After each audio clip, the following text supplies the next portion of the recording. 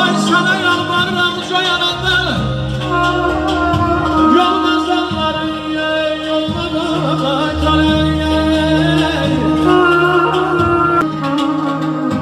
ben çileşen cennet olan insanı o insan Muhammed'e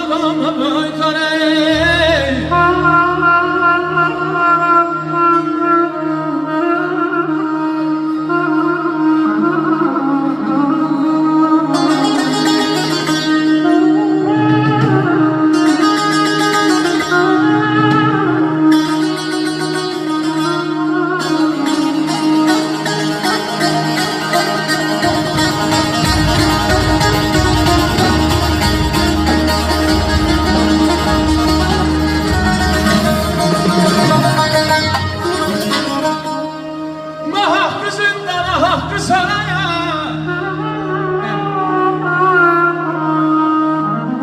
oy hakkı zindana hakkı saraya vücudu meydana bana merdi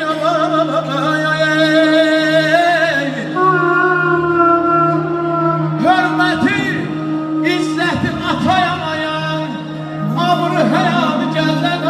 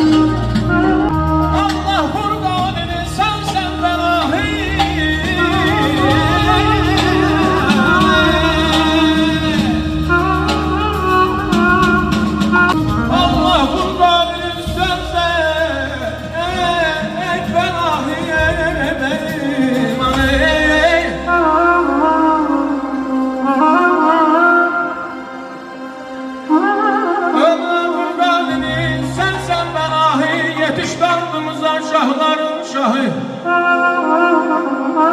yeterince bizler endi günahı paçlığı imanı kuluna qaytarı Allah'tan arzumudur hemşe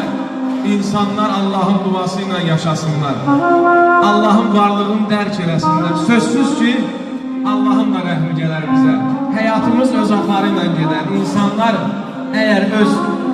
o Ramiz Rövşənlərin cızığından çıxmasalar yaxşı olar inşallah.